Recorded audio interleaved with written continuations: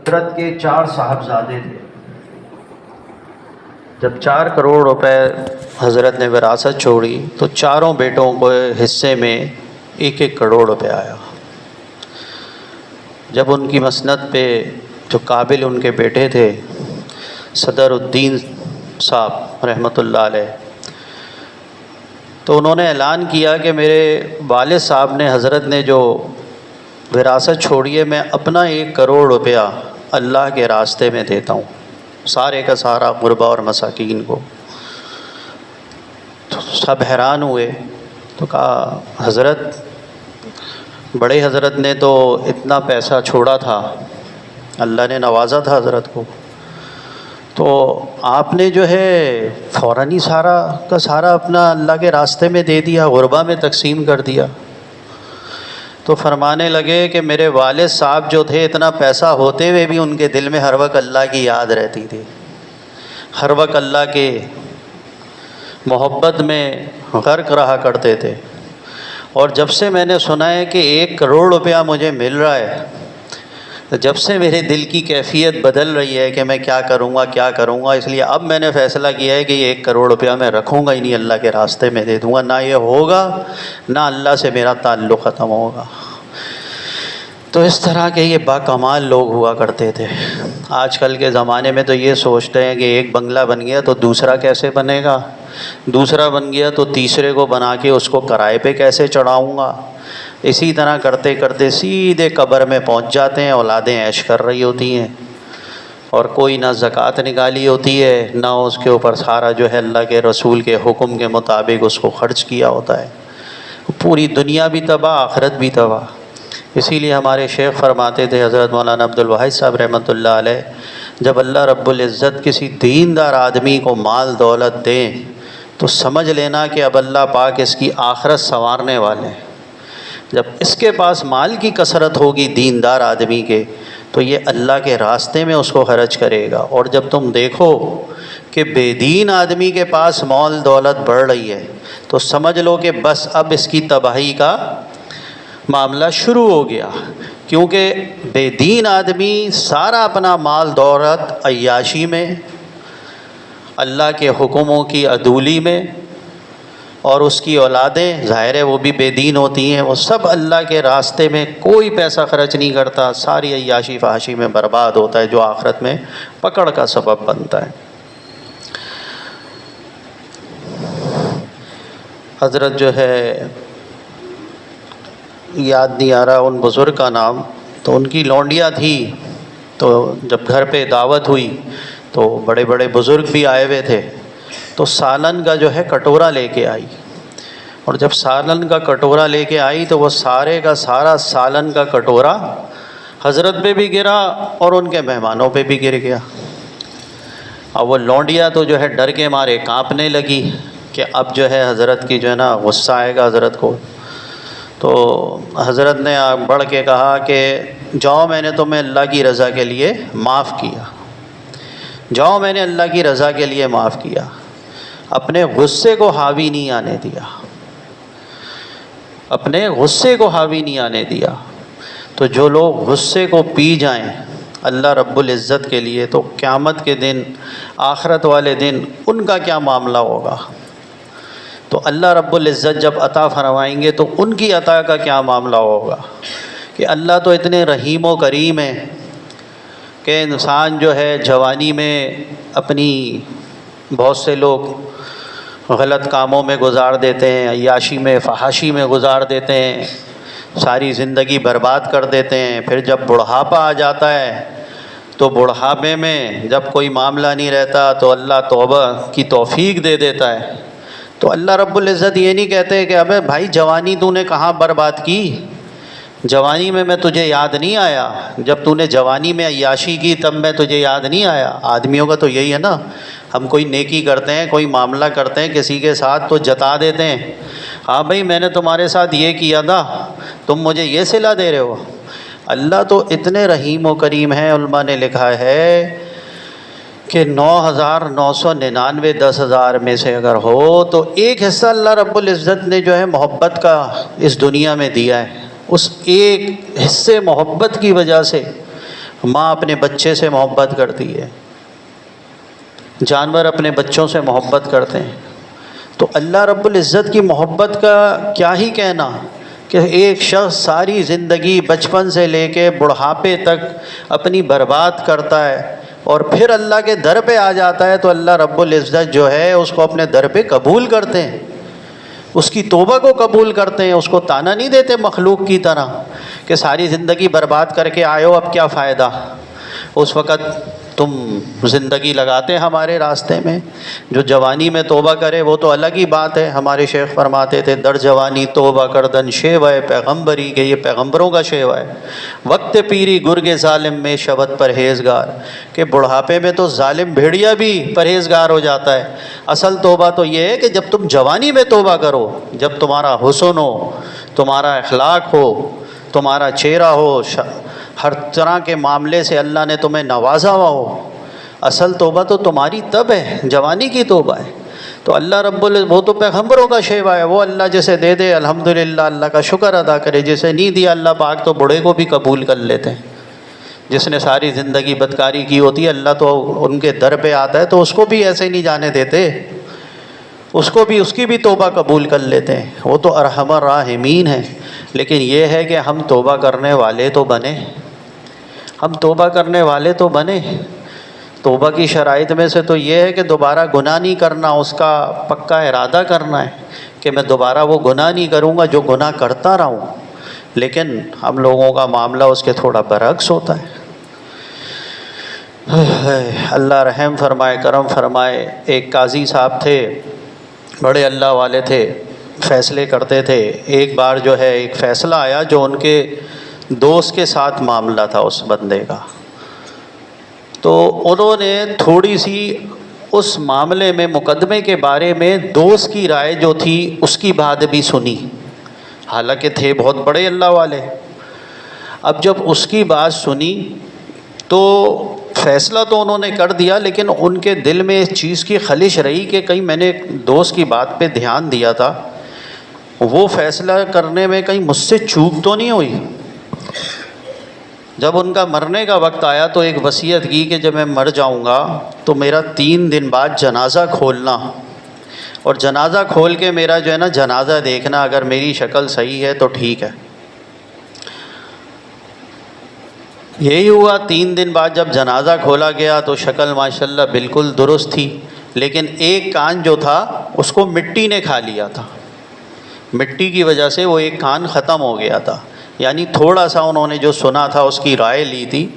تو یہ معاملات ہوتے ہیں کہ اللہ والوں کو تو مرنے سے پہلے پتہ ہوتا ہے کہ ہمارے ساتھ اللہ رب العزت نے کیا معاملہ کرنا ہے کیا نہیں کرنا۔ تو انسان کا سارا مسئلہ بھی تو یہی ہے کہ اصل مرنے سے پہلے اپنے اخلاقیات، عبادات، ان کے اوپر توجہ دے، اپنے آپ کو درست کرے کہ ہمارے اخلاقیات وہ ہیں جو محمد رسول اللہ صلی اللہ علیہ وسلم کے تھے، یا ہم بھی جو ہے اپنے اس میں دلوں میں جو ہے ٹولے بنائے بیٹھے ہیں۔ ایک پارٹی میں اگر ایک کوئی کسی پارٹی میں ہے تو وہ اس پارٹی کے آدمی سے محبت کر رہا ہے، کوئی کسی دینی طبقے میں ہے، دینی کسی حلقے میں ہے تو صرف وہ اسی کو ترجیح دے رہا ہے، دوسرے کو ترجیح نہیں دے رہا۔ کیا محمد رسول اللہ صلی اللہ علیہ وسلم کے اخلاقیات یہ تھے؟ یہ ساری چیزیں جب تک حضور اکرم صلی اللہ علیہ وسلم کے اخلاقیات پہ نہیں آ جاتا، حضور اکرم صلی اللہ علیہ وسلم رحمۃ للعالمین بن کے آئیں، جب تک وہ صفت اپنے اندر پیدا نہیں کرے گا، یہ بھی اس کی بھی بخشش کا بڑا مسئلہ ہے۔ حضور اکرم صلی اللہ علیہ وسلم کے مکمل اخلاقیات پہ آنا پڑے گا، تب جا کے بخشش ہوگی۔ کہ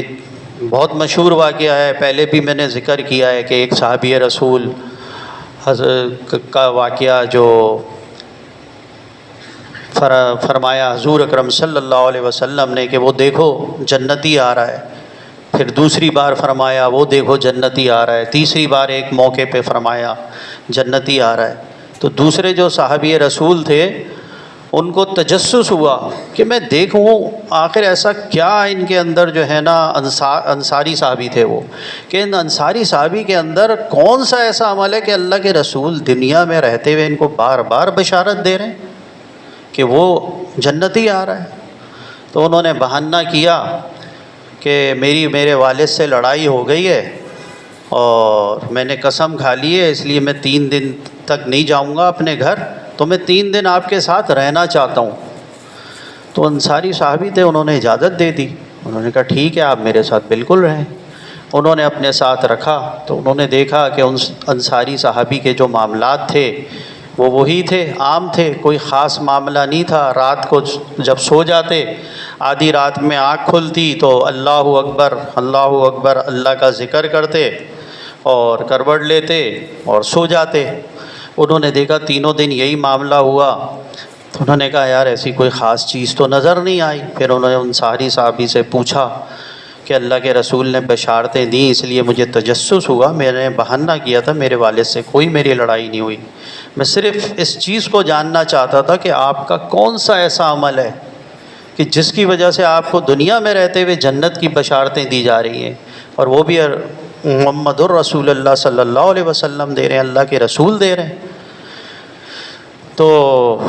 وہ جانے لگے، پھر مڑے کہنے لگے مجھے اپنا کوئی عمل نہیں سمجھ میں آتا کہ کوئی عمل ایسا ہو جو تم نے دیکھا، اس کے علاوہ بس ایک عمل ہے میرا کہ میں کسی سے بھی اپنے سینے میں حسد و بغض عداوت نہیں رکھتا، کسی سے بھی میں کینہ نہیں رکھتا، صرف ایک عمل یہ ہے، میں دل صاف رکھتا ہوں، کسی سے میں کینہ نہیں، میرے دل میں کینہ بغض عداوت نہیں ہے۔ آج ہم دیکھ لیں ہمارے کیا حالات ہیں، آج ہم دیکھ لیں کس قدر منافقتیں بھری ہوئی ہیں، دینی معاملات میں دیکھ لیں، سیاسی معاملات میں دیکھ لیں، تباہ ہو چکے ہیں، دل ختم ہو چکے ہیں، کیا اللہ کی شفاعت لیں گے؟ ایک سیاسی جماعت سے کوئی کسی کی تعلق رکھتا ہے تو وہ اس کے لیے دل میں بغض رکھ کے بیٹھا ہوا ہے، اب کیا ضرورت ہے بھائی؟ کوئی دینی جماعت کا کوئی دینی کام کر رہا ہے تو دوسرے سے دینی نسبت سے بغض رکھ کے بیٹھا ہوا ہے، جیسے وہ پتہ نہیں کون سا کفر کا کام کر رہا ہے دوسرا، کسی تیسرے کو دیکھ لو تو وہ بغض رکھ کے بیٹھا ہوا ہے۔ یعنی سینے تباہ ہو چکے ہیں، کیونکہ اصلاح نہیں ہے، اہل اللہ حضرات کی صحبت نہیں ہے۔ حضور اکرم صلی اللہ علیہ وسلم جو تشریف لے کے آئے ہیں تو صحابی نکلا ہی صحبت سے کہ پہلے اللہ والوں کی صحبت اختیار کرو، اللہ والوں کے قدموں میں آ کے بیٹھو، اپنے نفس کو مارو، اپنے نفس پہ چوٹ لگاؤ، تو تمہارے اندر جو یہ بڑائی ہے یہ تو پہلے نکالو اپنی، تاکہ لفاظی نہ رہے صرف زبان میں۔ اللہ والے تو جب کامل ہو جاتے ہیں اللہ رب العزت تو سب کھول دیتا ہے۔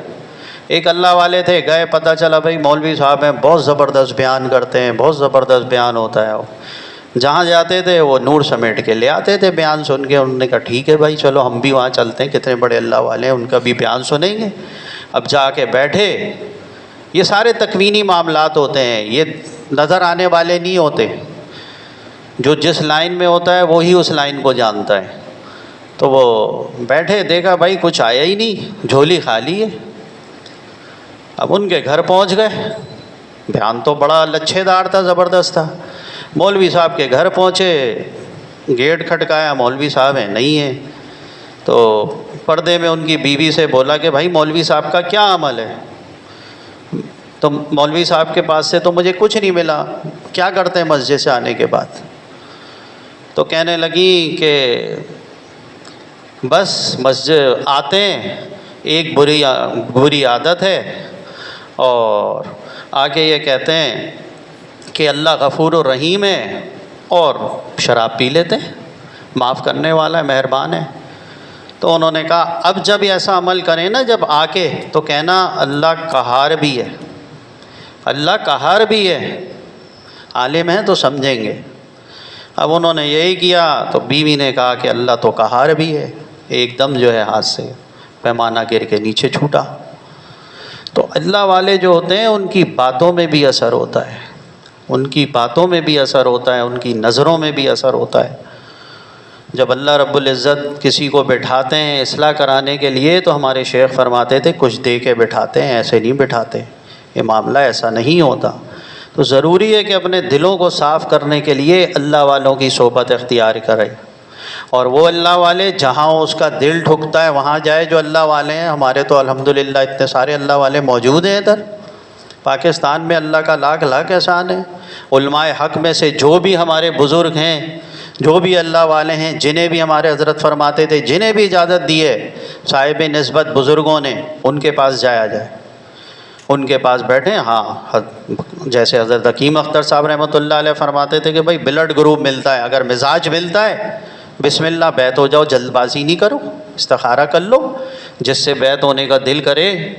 اس سے پھر بیعت ہو جاؤ، جس سے مزاج ملے جا کے سنو، اس کی بات سنو، اس کو دیکھو، اگر تمہاری طبیعت میچ ہوتی ہے تو ہو جاؤ، کیونکہ ہر کسی کا رنگ ہوتا ہے، ہر پھول کی خوشبو الگ ہوتی ہے، گلاب کی الگ ہے، چنبیلی کی الگ ہے، گیندے کی الگ ہے، یہ بھی اسی طرح طبیعتوں کا معاملہ ہے۔ کسی کی طبیعت میں نزاکت ہوتی ہے، کسی کی طبیعت میں سادگی ہوتی ہے، کسی کی طبیعت میں بالکل دوستانہ ماحول ہوتا ہے کہ پتہ ہی نہیں چلتا تھا۔ ہمارے شیخ حضرت مولانا عبدالواحد صاحب رحمۃ اللہ علیہ اتنے بڑے شیخ الحدیث ہو کے، فاضل دیوبند ہو کے، کوئی شخص کہہ ہی نہیں سکتا تھا کہ یہ اتنا بڑا اللہ والا ہے، لیکن علم کی بھی انتہا نہیں، للہیت کامل ایسے اس کی بھی کوئی انتہا نہیں۔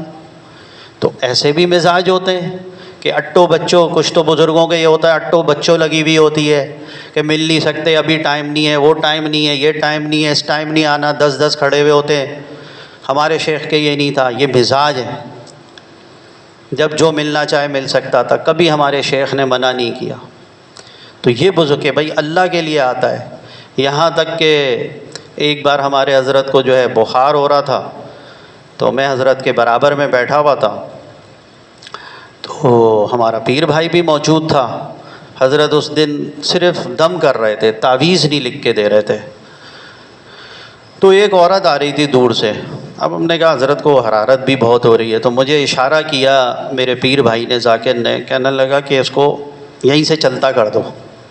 اچھا میں اٹھا، حضرت جیسے ہی میں اٹھنے لگا، شیخ تو شیخ ہی ہوتا ہے، ظاہر ہے جب آپ رہتے ہو تو وہ بھی آپ کی طبیعت کو سمجھتا ہے۔ حضرت فوراً میرا ہاتھ رکھ کے ٹانگ اس طرح دبائی، رکو، کہنے لگے نہیں آنے دو، دیکھ لیا حضرت نے آ رہی ہے عورت، فرمانے لگے آنے دو۔ پھر اپنا واقعہ سنایا کہ ہم حضرت حماد حلیجوی رحمۃ اللہ علیہ کے پاس بیٹھے ہوئے تھے اپنے شیخ کے پاس، تو ایک دیہاتی آ رہا، پاؤں پہ ساری کیچڑ لگی ہوئی، اور آ کے ہمارے حضرت کے پاس بیٹھ گیا، اور اس کا جو پاؤں تھے وہ حضرت کے مصلے کے اوپر آ رہے۔ اب ہمیں برا لگ رہا کہ یار حضرت کے سجدے کی جگہ ہے، مصلے پہ اس کا پاؤں آ رہا ہے، تو ہم یوں ہاتھ سے دور کرنے لگے۔ حضرت نے دیکھ لیا، حضرت حماد حلیجوی رحمۃ اللہ علیہ، نہ بیٹا نہ، اللہ کا بھیجا ہوا ہے، اللہ کا بھیجا ہوا ہے۔ تو اللہ والوں کی نگاہ یہ ہوتی ہے کہ اللہ کا بھیجا ہوا ہے۔ حضرت فرمانے لگے یہاں ہر کوئی نہیں آ سکتا، جسے اللہ چاہے وہی آئے گا اپنی اصلاح کے لیے، کیونکہ یہ راستہ ہی ایسا ہے، ان سے ملنے کی ہے ایک یہ راہ کہ راہ رکھنے والوں سے راہ پیدا کر، کہ اللہ کا راستہ تو آپ کو وہی دکھائے گا کہ جس نے سیکھا ہو کہ اللہ سے ملنا کیسے۔ باقی جو ہے اللہ کا معاملہ ہے۔ تو بس اللہ ہم سب کو صراط مستقیم پہ چلنے کی توفیق عطا فرمائے۔ ضروری ہے کہ اب اللہ والوں کی صحبت اختیار کی جائے، اور اللہ والوں کی نگاہ تو ایسی ہوتی ہے کہ 500 روپے دے، ہدیہ دے دے کوئی، یا ایک آنا دے دے،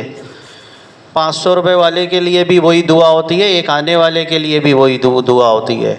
ان کی نظر میں امیر غریب سب برابر ہوتے ہیں، سب کو اللہ والے ایک ہی نگاہ سے دیکھتے ہیں۔ تو اللہ جو ہے جب یہ کامل انسان پر اس مقام پہ کیسے پہنچے گا؟ اس مقام پہ پہنچنے کے لیے تو وہی لوگ چاہیے جو اس مقام پہ پہنچائیں گے، جنہوں نے اس طرح رگڑا کھایا ہوگا۔ تو اللہ بھی جو ہے ہمیں جو ہے میں نے جو بھی کہا اس پہ عمل کرنے کی مجھے بھی توفیق عطا فرمائے،